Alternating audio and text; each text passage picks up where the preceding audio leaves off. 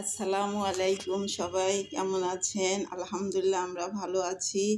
আমের সিজনে তো আম ডাল রান্না না করলে তো হয়ই না। এটা খুবই সবার পছন্দের জিনিস, আম ডাল রান্নাটা।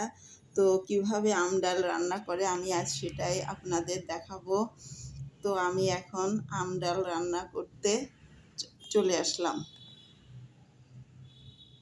আমি কড়াইতে গরম পানি করে রেখেছি, এখন ডাউল ধুয়ে রেখেছিলাম, সেই ডাউলগুলা দিয়ে দিলাম গরম পানিতে।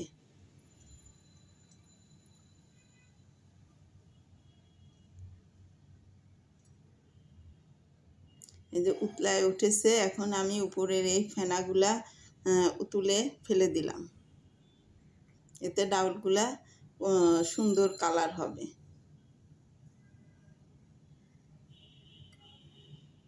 এখন তোলা হয়ে গেছে, আমি এখন ডাউলে পেঁয়াজ, কাঁচামরিচ, রসুন কুচি দিয়ে দিলাম। এখন ডালটা উতলাবে এবং সিদ্ধ হয়ে যাবে। তো আমার ডাউলটা সিদ্ধ হয়ে গেছে, এখন আমি ঘুটে নেব। এটা আমাদের দেশে ওরং বলে। আমি এটা দিয়েই ডাল রান্না করি, আর এটা দিয়ে ডাল রান্না খুব ভালো হয়, ঘোটা সুন্দর হয়। এখন এই তো আমি ডাউলটা সুন্দর করে ঘুটে নিচ্ছি।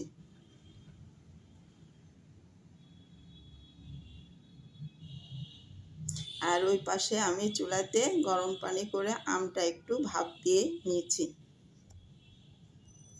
তে আমের কালারটা ভালো থাকবে, ডালটাও কালার সুন্দর হবে।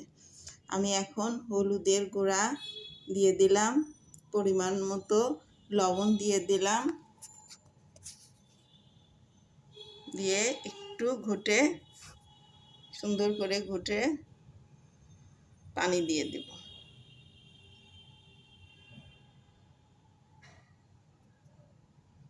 তো আমার ডাউলটা ঘোটা হয়ে গেছে, আমি এখানে গরম পানি করে রেখেছিলাম, সেই গরম পানিটা ডাউলের ভিতরে দিয়ে দিলাম।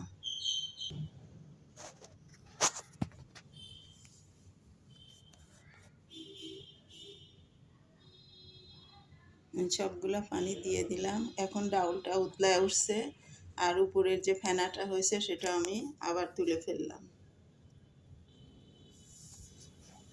আর আমগুলা এখন দিয়ে দিলাম ডাউলের ভিতরে, আম ভাপ দিয়ে আমগুলা দিয়ে দিলাম। এখন ডাউল উতলায় উঠবে, উতলাইলে আমি তেলের পর দিয়ে দিব।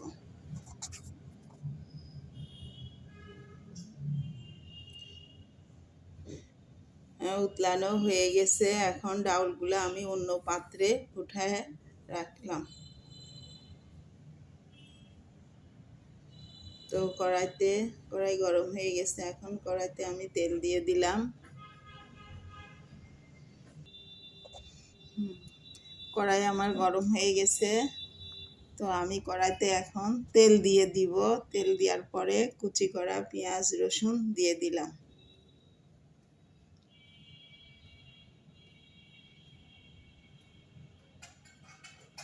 এরপরে আমি জিরা, কালো জিরা তেলের উপরে দিয়ে দিলাম।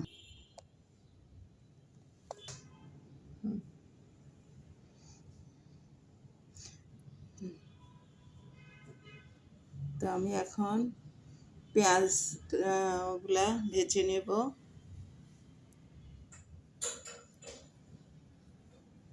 ডাউল তেলে দেওয়ার জন্য আমি এখন পেঁয়াজ, রসুন ভেজে নিচ্ছি। এই তো আমার ভাজা হয়ে গেছে, সুন্দর কালার হয়েছে পেঁয়াজের।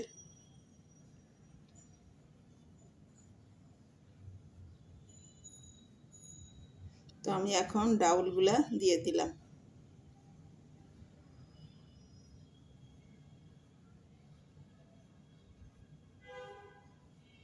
তো আমার আম ডাল রান্না হয়ে গেছে, খুব সুন্দর হয়েছে, আপনারা দেখেন খুবই সুন্দর হয়েছে, কালারও সুন্দর হয়েছে, খেতেও হয়তো সুস্বাদু হবে।